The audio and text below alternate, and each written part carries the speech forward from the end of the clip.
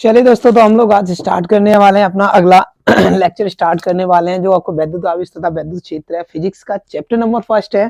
तो इसमें मैं आज अब तक आपको बता चुका हूँ वैद्युत क्षेत्र की तीव्रता E बराबर बता चुका था, जो आपकी अच्छी स्थिति में बता चुका था किसी पॉइंट पे ज्ञात करने के लिए, और आपको निरक्षीय स्थिति में भी आपको मैं बता चुका था ये ज्ञात करने के लिए। ठीक है, तो ये चीजें मैं आपको पिछले वीडियो में बता चुका हूँ।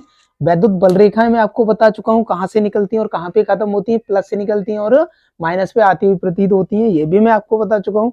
उसके बाद मैं वैद्युत क्षेत्र आपको बता चुका हूँ। तो वैद्युत क्षेत्र क्या था?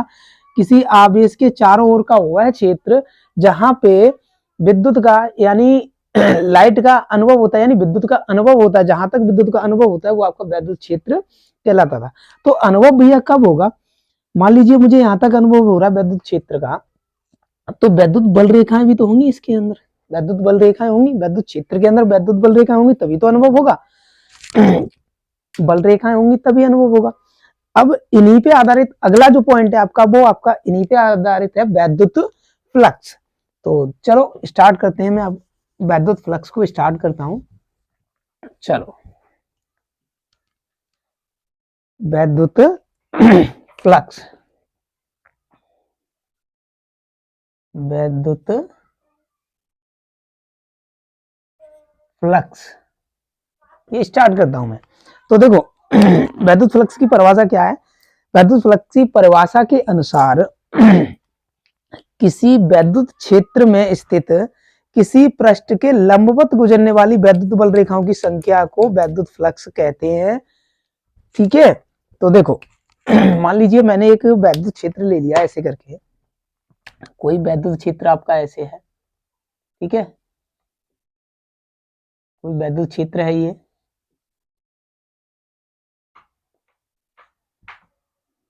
लो ये वैद्युत क्षेत्र हो गया। ठीक है, और जो वैद्युत क्षेत्र की दिशा है, यानी वैद्युत क्षेत्र की तीव्रता की जो दिशा है ई, वो आपकी किधर को है? इधर को है। ठीक है, अब मान लीजिए मैं कोई इसमें एक पृष्ठ ले लेता हूं, मैंने ये पृष्ठ ले लिया मैंने ये पृष्ठ ले लिया। अब इसका मतलब क्या है कि इस पृष्ठ को मैं डीए मान लेता हूं, यानी डीए यानी कोई क्षेत्रफल होगा, ये जो मैंने पृष्ठ लिया उसका कोई क्षेत्रफल होगा। ठीक है, ठीक है, अब इस क्षेत्रफल से गुजरने वाली वैद्युत बल रेखाओं की संख्या को मैंने अभी आपको जस्ट बताया था कि कोई आवेश है, उसके चारों ओर का वह क्षेत्र जिसमें विद्युत का अनुभव होता है वो आपका वैद्युत क्षेत्र कहलाता है। लेकिन मान लीजिए मुझे यहाँ तक अनुभव हो रहा है वैद्युत क्षेत्र का, यानी यहाँ तक मुझे अनुभव हो रहा है, तो वो कोई ना कोई बल लग रहा होगा, यानी कोई ना कोई इनके बीच रेखाएं होंगी। जैसे कि मान लीजिए मैं किसी को खींच रहा हूं अपनी ओर, तो एक रस्सी की सहायता से खींचूंगा, एक रस्सी की सहायता से खींचूंगा ना, या कोई मुझसे दूर जा रहा है मैं उसको कस के पकड़ा हूं तो किसी बल के द्वारा यानी रस्सी के द्वारा पकड़े हूं। वही यहाँ होता है कि इस पॉइंट पर वैद्युत क्षेत्र अगर है तो वैद्युत बल रेखाएं होंगी तभी तो क्षेत्र होगा। तो वही पॉइंट आपका यहाँ है।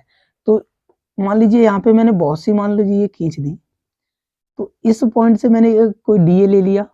ठीक है, वैद्युत बल रेखाओं जो वैद्युत क्षेत्र है आपका वो इधर को है, तो इससे गुजरने वाली वैद्युत बल रेखाओं की संख्या को ही हम वैद्युत फ्लक्स कहते हैं। इसका जो बड़ा रूप है मैंने यहाँ लिख दिया है, यही चीज है। ठीक है चलो, तो आपका जो ये मैंने क्षेत्रफल है डीए लिया था, इससे गुजरने वाली वैद्युत बल रेखाओं की जो संख्या होगी, यानी इसमें से कितनी वैद्युत बल रेखाएं गुजर रही हैं, वही आपकी वैद्युत फ्लक्स कहलाएगी। इसको सिंपली भाषा में आप समझिए, अगर ये लंबवत होगी तो सबसे ज्यादा गुजरेंगी, ये लंबवत होगी तो सबसे ज्यादा गुजरेंगी। मान लीजिए ऐसे वैद्युत क्षेत्र है, मैं अपने हाथ को ले लेता हूं, मान लीजिए मैंने एक हाथ ले लिया अपना, जो जिसको मैं क्षेत्रफल डीए मान लेता हूं, यानी इसमें से गुजरने वाली वैद्युत बल रेखाओं की संख्या को मापूंगा। तो ये ऐसे वैद्युत क्षेत्र है, मैं अगर इसको ऐसे रखूंगा, चलो ऐसे मान लो कि ये वैद्युत क्षेत्र इधर को हो रहा है, ऐसे करके वैद्युत क्षेत्र चल रहा है, आपकी तरफ चल रहा है। ठीक है, वैद्युत क्षेत्र जब आपकी तरफ चलेगा तो मैंने ये हाथ ले लिया अपना, इससे गुजरने वाली वैद्युत रेखाओं की संख्या अधिकतम कब होगी?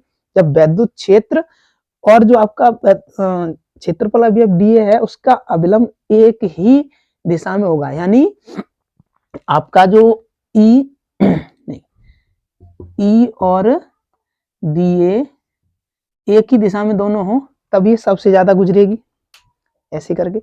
अगर मैं इसको कुछ थीटा कोण पे यानी ई से अविलंब को थीटा कोण पे कुछ झुका दूं तो कम गुजरेगी, क्योंकि अब ये क्षेत्रफल कम हो गया ना, देखो पहले ऐसे था अब ये ऐसे हो गया तो क्षेत्रफल कम हो गया, ठीक है।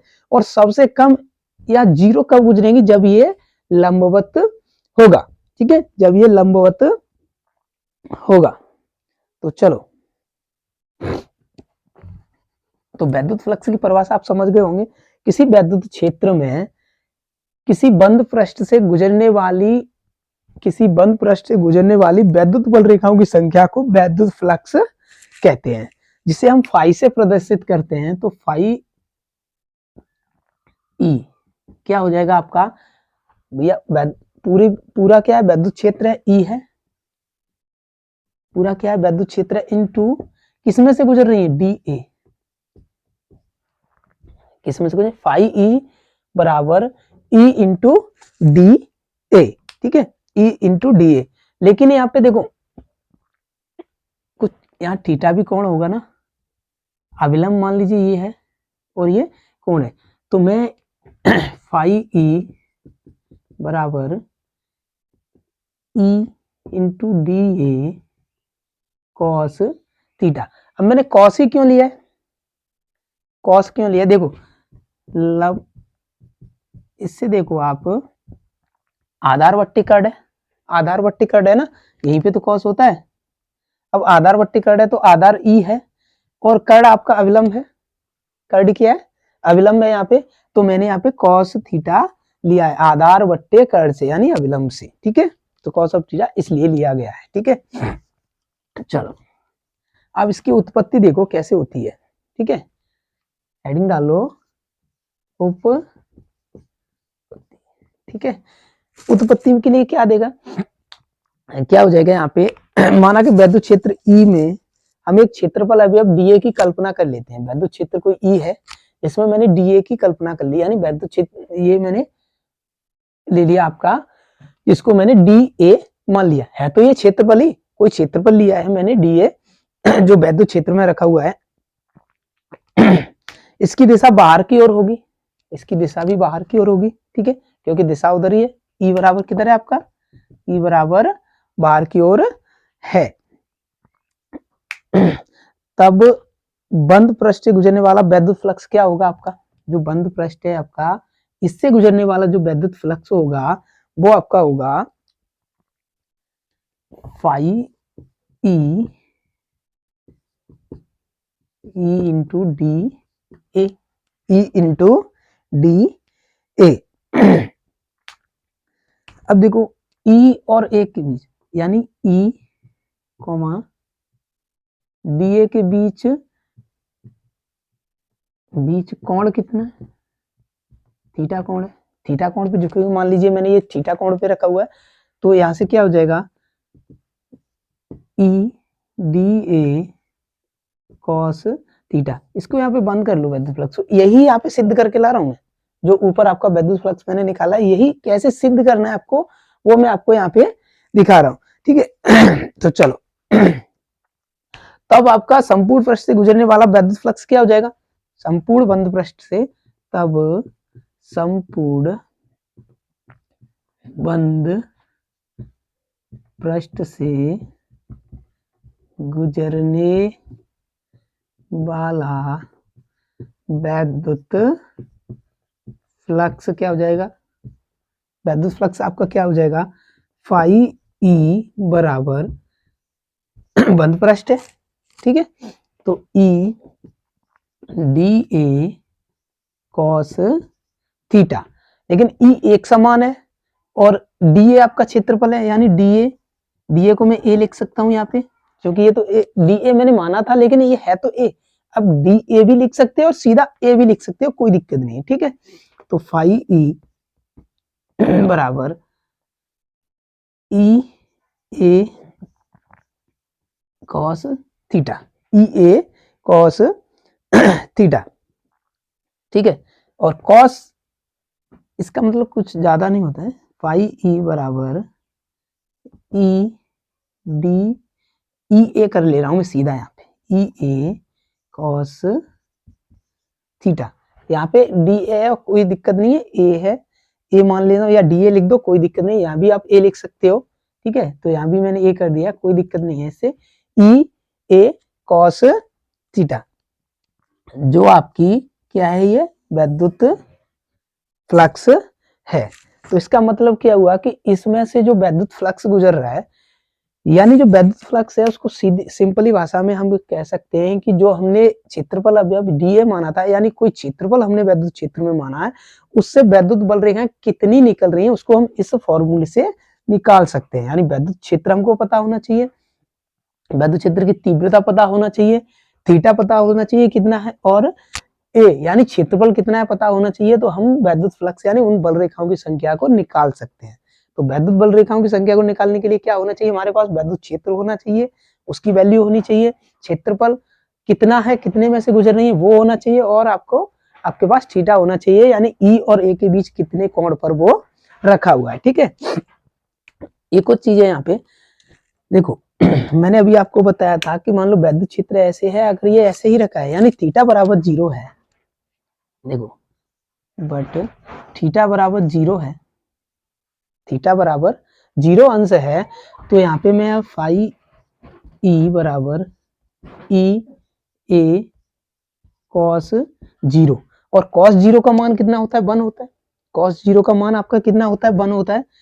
तो जब ये आपका ऐसे रखा है यानी तो सबसे ज्यादा बहेंगी, तो ये क्या हो जाएगा, ई ए कॉस 0 का मान 0 होता है, यानी ई ए, यानी सबसे ज्यादा कब बहेंगी, जब थीटा बराबर 0 होगा, यानी ई की और आपका जो डी ए आपने जो क्षेत्रफल लिया है उसका जो लंब है यानी अवलंब है, उसकी दिशा एक ही दिशा में हो तो वो आपकी सबसे ज्यादा बहेंगी।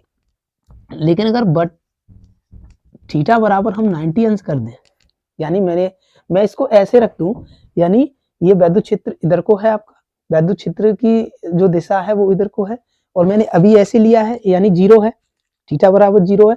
अब मैं इसको ऐसे रख दूं, ऐसे रख दूं तो कितनी बहेंगी, तो थीटा बराबर मैंने अब ऐसे करके ये 90 अंश पे रख दिया, यानी ई इधर को है और आपका जो क्षेत्रफल अवयव है वो मान लीजिए यहाँ रखा हुआ है, और अवलंब की एक ही दिशा है वो इधर को है, ठीक है। तो थीटा बराबर 90 अंश लेता हूं तो फाई ई बराबर ई डी ए कॉस 90, लेकिन कॉस 90 का मतलब 0 होता है, तो ये कौन सा हो गया, 0। यानी विद्युत बल रेखाएं सबसे ज्यादा कब बहेंगी, जब वो यानी जो आपकी दिशा है और आपने जो क्षेत्रफल माना है उसकी दिशा एक ही तरफ होनी चाहिए, यानी जो उसका अविलंब है उसकी दिशा एक ही तरफ होनी चाहिए, तो सबसे ज्यादा बहेंगी। और अगर आपने 90 डिग्री पे रख दिया यानी 90 अंश पे रख दिया, ई की और डी ए की दिशा आपने 90 अंश कर दी, तो आपकी विद्युत बल रेखाएं नहीं बहेंगी, यानी बहुत कम, यानी बिल्कुल भी नहीं बहेंगी, 0 आ रहा है तो आपकी बिल्कुल भी नहीं बहेंगी, ठीक है।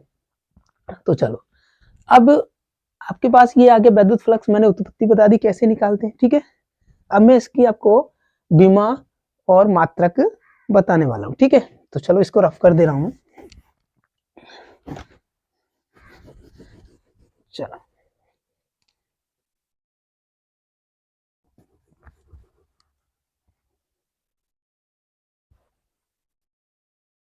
यहीं से रफ कर दे रहा हूं मैं इसको बस।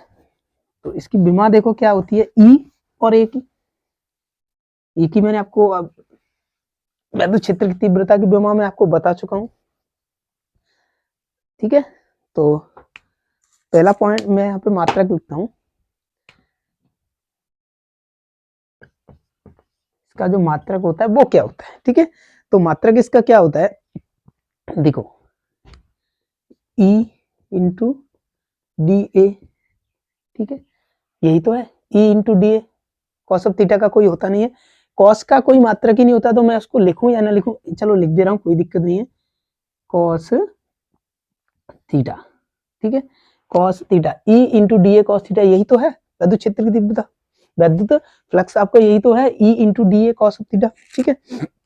तो अब देखो ई की विमा देखो क्या होती है, यहाँ से ई की जो विमा आपके पास रहेगी वो आपको रहने वाली है, ई की विमा रहने वाली है आपकी न्यूटन प्रतिकूलम है, यानी कुछ बल लगता है, न्यूटन प्रति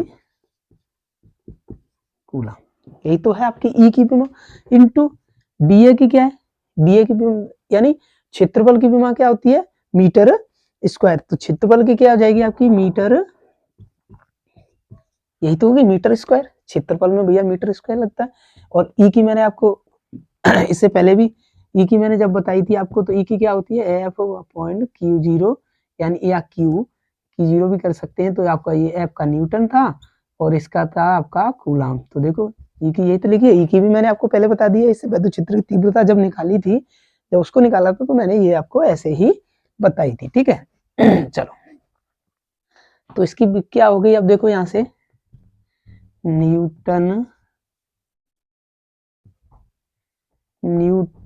इंटू मीटर स्क्वायर प्रति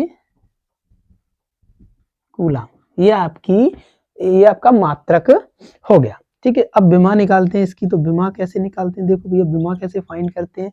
विमा के लिए भी आपको यही रखना पड़ेगा, ई इंटू डी ए कॉस थीटा।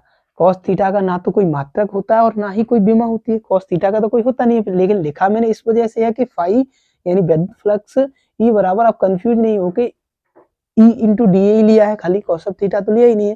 तो कॉस थीटा जो है ना, इसकी कोई ना तो विमा होती है और ना ही कोई इसका मात्रक होता है, ठीक है। तो चलो ई की हमने निकाल चुके हैं, यहां से देखो एम एल और क्या है आपका एम एल टी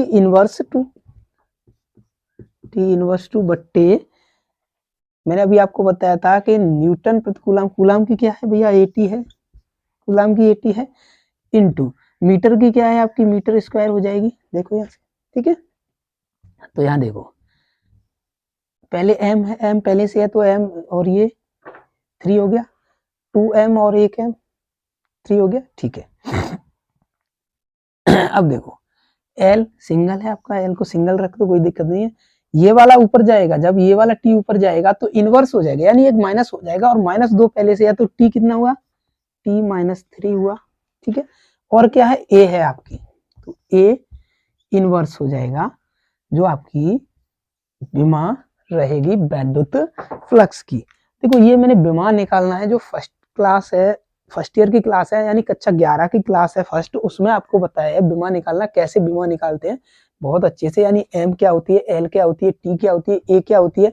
ए आपका क्षेत्रफल होता है, टी टाइम होता है, एल लंबाई होता है, ठीक है। और आपका एम जो होता है मास यानी द्रव्यमान होता है, ठीक है। तो ये मैंने बताया, उम्मीद करता हूँ ये चीज आपको विद्युत फ्लक्स की समझ में आई होगी, ठीक है। तो अब यहाँ से आगे चलते हैं। अब देखें हम गॉस की प्रमेय को देखेंगे, इससे ही रिलेटेड है जो। चलो तो स्टार्ट करते हैं हम अपना अगली गॉस की प्रमेय। चलो इसको रफ कर दे रहा हूं। तो देखो पहले हम गॉस की प्रमेय समझने से पहले गॉसियन पृष्ठ क्या होता है उसको समझ लें। गॉसियन पृष्ठ क्या होता है उसको समझ लें, ठीक है। चलो तो गॉसियन देखो पृष्ठ क्या होता है आपका, गॉसियन पृष्ठ होता है आवेश को व्यक्त करने वाला कोई काल्पनिक बंद पृष्ठ, उस आवेश का गॉसियन पृष्ठ कहलाता है। यानी जो आवेश को व्यक्त करे, आवेश को व्यक्त करे, मान लीजिए मैंने कोई एक ये पृष्ठ है, ठीक है, इस पे मैंने सिर्फ इतना ले लिया, यानी इसमें से विद्युत फ्लक्स कितना बहेगा, इसमें से विद्युत फ्लक्स कितना बहेगा, ये आपका गॉसियन पृष्ठ कहलाएगा। कोई पूरा पृष्ठ है, उसमें से मैंने एक थोड़ा सा पृष्ठ ले लिया और बोला कि इसमें से विद्युत फ्लक्स कितना बहेगा, या में विद्युत फ्लक्स या विद्युत बल रेखाओं की संख्या कितनी बहेगी। एक ही चीज तो विद्युत फ्लक्स भी क्या है, विद्युत बल रेखाओं की संख्या है, वो भी विद्युत फ्लक्स भी कहलाता है। तो इसमें से कितना विद्युत फ्लक्स बह रहा है वो आपका गॉसियन पृष्ठ, यानी ये इसको हम इस पूरे को जो हमने ये ले लिया है इसको हम क्या बोलते हैं, गॉसियन पृष्ठ बोलते हैं। तो गॉसियन पृष्ठ क्या होता है कि पूरे क्षेत्रफल में से या पूरे जो आपका विद्युत बल रेखाएं बह रही हैं उसमें से थोड़ा सा मैंने एक क्षेत्र ले लिया कि इसमें से मुझे निकालनी है, तो हम उसे गॉसियन पृष्ठ बोलते हैं, ठीक है। अब आपकी आती है गॉस की प्रमेय, इसको यहां से रफ करके ऊपर बना दे रहा हूं, इसी का काम है गॉस की प्रमेय में। तो देखो गॉस की प्रमेय क्या है,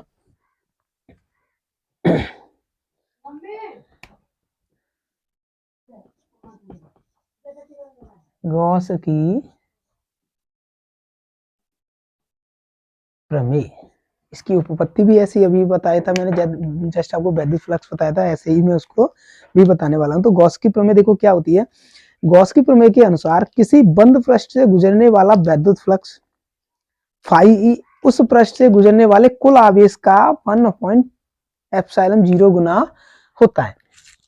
मान लीजिए कि कोई बंद पृष्ठ है, मैंने कोई बंद पृष्ठ ले लिया, ठीक है, ये इसमें से वैद्युत बल रेखाएं निकल रही होंगी, ठीक है, यानी आप किसी बंद पृष्ठ से गुजरने वाला वैद्युत फ्लक्स फाई, यानी इसमें से कितना वैद्युत फ्लक्स बह रहा है, यानी वैद्युत बल रेखाएं कितनी बह रही हैं, उस पृष्ठ से गुजरने वाले कुल आवेश का 1/ε0 गुना होता है। देखो अभी आपको मैंने, मान लीजिए इधर को ये वैद्युत बल रेखाएं बह रही हैं, ये क्या है, आपकी वैद्युत बल रेखाएं हैं, और ये जो पृष्ठ मैंने लिया है, अभी आपको जस्ट बताया था वैद्युत फ्लक्स में वही चीज है, ये जो पृष्ठ बताया था, तो इसका मतलब क्या है कि कोई बंद पृष्ठ से, किसी बंद पृष्ठ से गुजरने वाली कुल वैद्युत, किसी बंद पृष्ठ से गुजरने वाला वैद्युत फ्लक्स फाई ई, किसी बंद पृष्ठ से गुजरने वाला वैद्युत फ्लक्स फाई ई तथा उस पृष्ठ से गुजरने वाले कुल आवेश का, यानी इस पृष्ठ से कितना कुल आवेश कितना गुजर रहा है, कितना आवेश गुजर रहा है, उसकी निष्पत्ति को हम गॉस की प्रमेय कहते हैं। उसकी निष्पत्ति को क्या कहते हैं, हम गॉस की प्रमेय कहते हैं। इसको भी हम फाई ई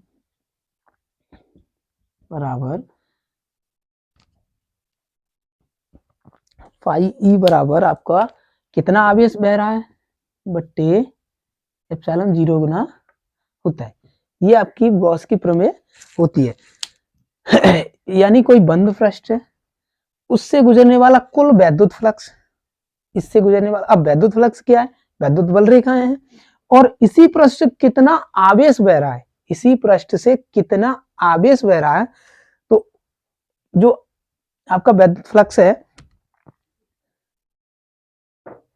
वैद्युत फ्लक्स पाई उस पृष्ठ से गुजरने वाले कुल आवेश का, तो जो फाई ई होता है आपका, तो कुल आवेश का एप्सिलॉन 0 गुना होता है। अब एप्सिलॉन क्या है, यहाँ पे एप्सिलॉन जो होता है आपका, वो आपका वायु अथवा निर्वात की वैद्युतशीलता होती है, तो इसका कोई ज्यादा महत्व नहीं होता है।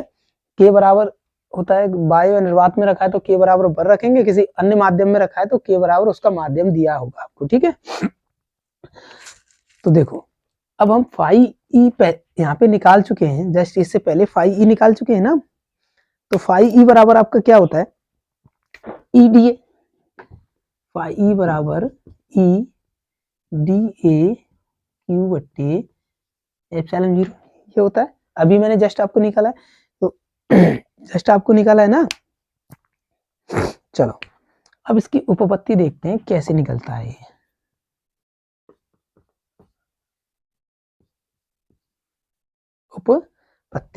उत्पत्ति के लिए हमको क्या करना पड़ेगा,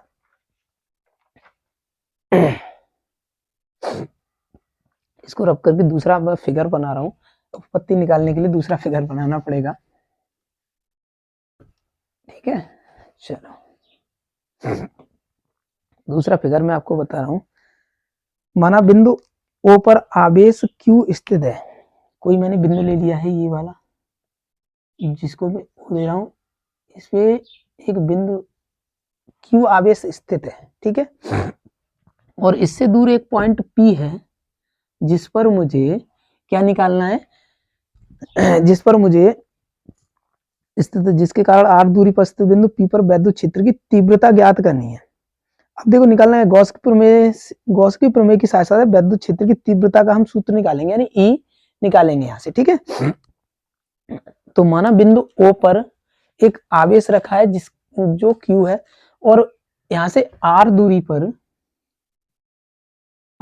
पर एक बिंदु है P, जिस पर हमको क्या निकालना, वैद्युत क्षेत्र की तीव्रता निकालनी है। इसके लिए हम O को केंद्र मानकर एक r त्रिज्या का काल्पनिक गॉसीय पृष्ठ खींच लेते हैं, यानी हम क्या है, इस आर त्रिज्या का एक गॉसियन पृष्ठ खींच लेते हैं, जो गॉसियन पृष्ठ मैंने अभी आपको बताया था। ठीक है, गॉसियन पृष्ठ मैंने क्या बताया था अभी आपको, कि ऐसा काल्पनिक या निष्कोणीय वक्र जिस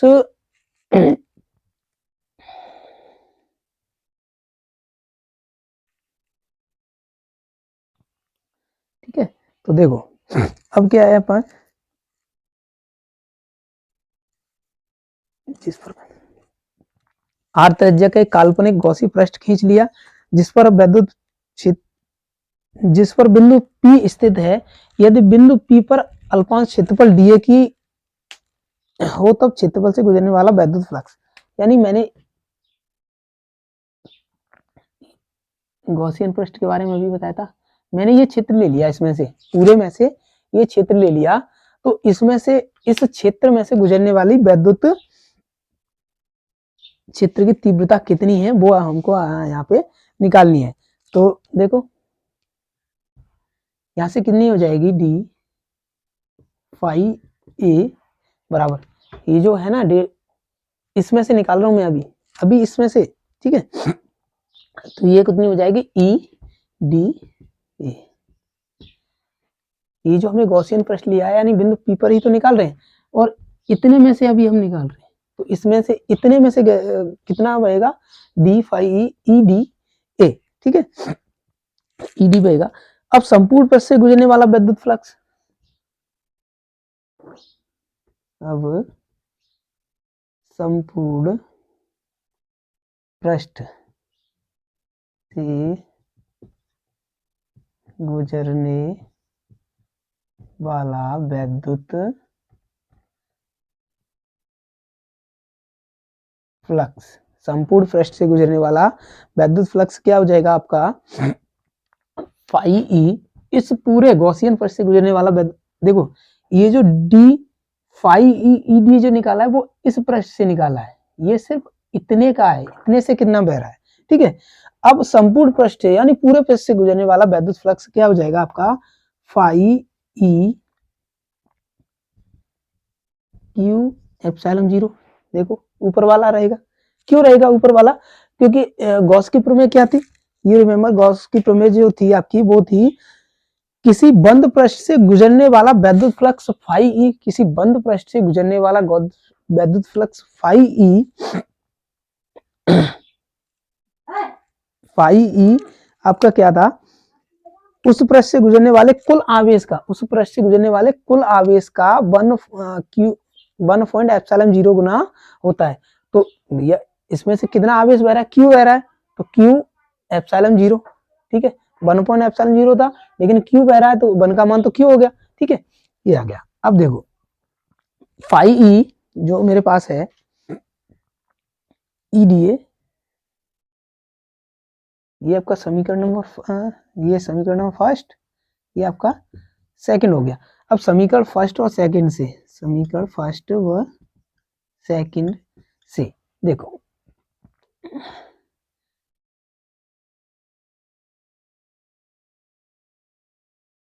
फाई ई बराबर क्यू बट्टे एप्सिलॉन जीरो, लेकिन फाई ई का मान कितना ऊपर दे रखा है, ई डी ए क्यू बट्टे एप्सिलॉन जीरो, ई डी ए बराबर, ये बराबर का चिन्ह है यहाँ पे, बराबर क्यू बट्टे एप्सिलॉन जीरो, सही है, ठीक है। अब देखो यहां से देखो तो वैद्युत क्षेत्र तो आपका एक समान है, यहाँ में ले रहा हूँ अब आगे, वैद्युत क्षेत्र कैसा है आपका, एक समान है, पूरे में से एक समान वैद्युत क्षेत्र है, तो ई बाहर आ जाएगा यहाँ से, ई डी ए बराबर क्यू बट्टे एप्सिलॉन जीरो, यही तो है। बट यहाँ पे डी ए क्या हो जाएगा, क्षेत्रफल क्या है आपका, क्षेत्रफल तो मैंने एक सर्कल लिया है, तो 4 पाई एप्सिलॉन जीरो हो जाएगा, यानी 4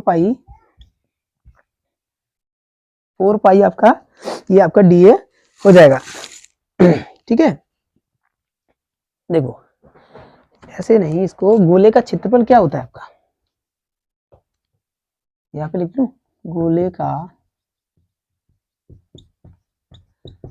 क्षेत्रफल क्या होता है 4 पाई आर स्क्वायर, यही तो होता है गोले का क्षेत्रफल। यानी आपका गोले का क्षेत्रफल जब निकालोगे, गॉसियन पृष्ठ जो माना है, तो मैंने काल्पनिक गॉसियन पृष्ठ माना था, तो इस बिंदु के ओ को केंद्र मानकर बिंदु टी के समते एक मैंने गॉसियन पृष्ठ की कल्पना की थी, जो कि आपका सर्कल था यानी गोल था, ठीक है।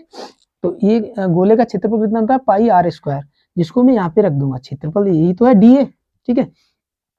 तो E into 4 pi R square बराबर क्यू बट्टे एप्सिलॉन 0, ठीक है। अब वैद्युत क्षेत्र की तीव्रता तो मुझे निकालनी है। उपपत्ति का मतलब क्या है, गॉस की प्रमेय की सहायता से वैद्युत क्षेत्र की तीव्रता ज्ञात करना। तो ई बराबर देखो क्या हो जाएगा, ई बराबर आपका हो जाएगा, ये वाली चीज यहाँ पे पहुंच जाएगी, तो 1.4 पाई एप्सिलॉन 0 ये वाला है पहले से, ठीक है, क्यू बट्टे आर स्क्वायर, क्यू बट्टे आर स्क्वायर। इसको मैं ऐसे भी कर सकता हूं, एफ प्रोपोर्शनल 1/r।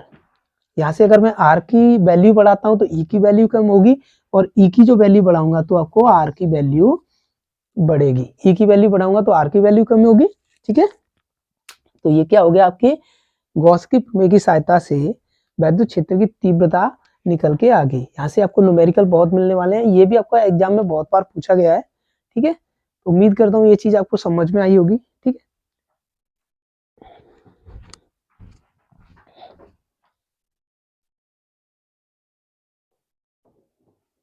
उम्मीद करता हूँ ये चीज आपको समझ में आई होगी। अब इससे आगे चलते हैं, ठीक है।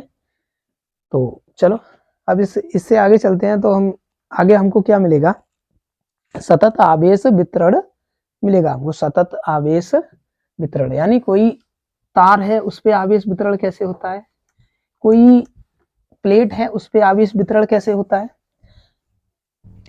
या कोई आयतन है उस पे आवेश का वितरण कैसे होता है। इसमें 3 पॉइंट बहुत महत्वपूर्ण होते हैं। सतत आवेश वितरण में 3 पॉइंट आपके बहुत महत्वपूर्ण होते हैं, रेखीय आवेश घनत्व, पृष्ठ आवेश घनत्व और आयतन आवेश घनत्व, ठीक है। तो सतत आवेश वितरण, सतत आवेश वितरण, इसमें फर्स्ट पॉइंट जो है आपका वो है आपका रेखीय आवेश घनत्व, रेखीय आवेश घनत्व, रेखीय आवेश घनत्व सिग्मा, जिसको हम बोलते हैं सिग्मा, सिग्मा ही बोलते हैं क्या, देखो 1 मिनट रुक जाना।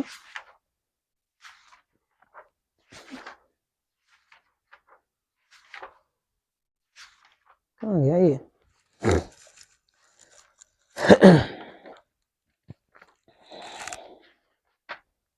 हाँ ये गया, रेखीय आवेश घनत्व यानी लैम्बडा। रेखीय आवेश घनत्व क्या होता है, लैम्बडा से व्यक्त करते हैं। अब इसमें देखो रेखीय आवेश घनत्व में देखो आपके क्या होता है, रेखीय आवेश घनत्व में होता है आपका जब आवेश एक समान रूप से एक रेखा में वितरित हो। जैसे कि मान लीजिए मैंने ये कोई तार ले लिया, कोई आवेश है plus Q plus Q plus Q plus plus कोई आवेश है, तो ये रेखा में बह रहा है, एक रेखा में तो बह रहा है। यानी कोई तार है वो आपका एक रेखा में, उसमें जो आवेश बहता है वो एक रेखा में बहता है, ठीक है। तो जो तार के अंदर आवेश बह रहा है उसका घनत्व आपका रेखीय आवेश घनत्व कहलाता है। या तार की लंबाई कितनी होगी आपकी, मान लीजिए मैंने एल मान ली तार की लंबाई, ठीक है। तो आपका जो लैम्बडा हो जाएगा वो क्या हो जाएगा, लैम्बडा बराबर या रेखीय आवेश घनत्व आपका क्या हो जाएगा,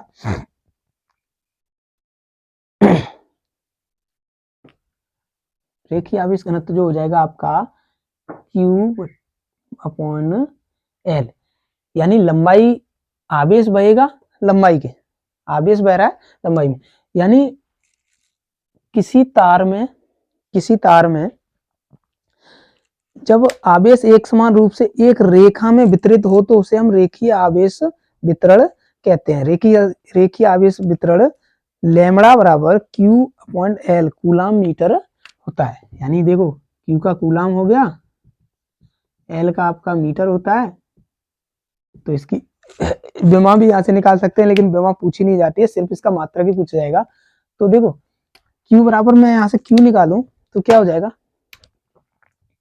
Q निकालूं तो लैम्बडा L आपका हो जाएगा, जो आपको आगे भी बहुत काम देने वाला है। ये जो Q बराबर लैम्बडा L निकला है, ये बहुत काम देने वाला है आगे, इसी से आगे पॉइंट आपके निकलेंगे। अब सेकंड पॉइंट आता है आपका, सेकंड पॉइंट है आपका पृष्ठ आवेश घनत्व। पृष्ठ आवेश घनत्व, पृष्ठ आवेश घनत्व, जिसको हम बोलते हैं सिग्मा, पृष्ठ आवेश घनत्व सिग्मा। ठीक है, इसमें क्या है कि कोई, मान लीजिए मैंने एक प्लेट ले ली, एक प्लेट ले ली और उस पे आवेश जो है, आवेश आपका प्लस क्यू है, वो समान रूप से वितरित है। समान रूप का मतलब होता है कि हर एक पॉइंट पे आपका आवेश जो है एक समान है, चाहे कितना भी बड़ा पॉइंट हो उस पे आपका आवेश एक समान है। यानी यहाँ भी जितना बीच में आपका आवेश होगा उतना ही किनारों पे भी होगा, तो वो आपका एक समान वैद्युत क्षेत्र होता है। ठीक है, तो इसकी परिभाषा क्या हो जाएगी,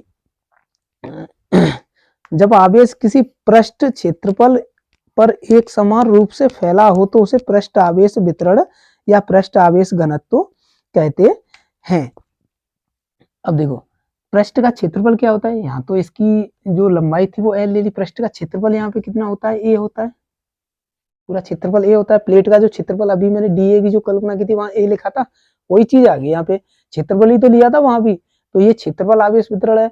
तो इस पे कितना घनत्व है क्षेत्रफल का, यानी आवेश का जो घनत्व है, आवेश कितनी सजगता से उसके अंदर भरा हुआ है, ठूस ठूस के भरा हुआ है।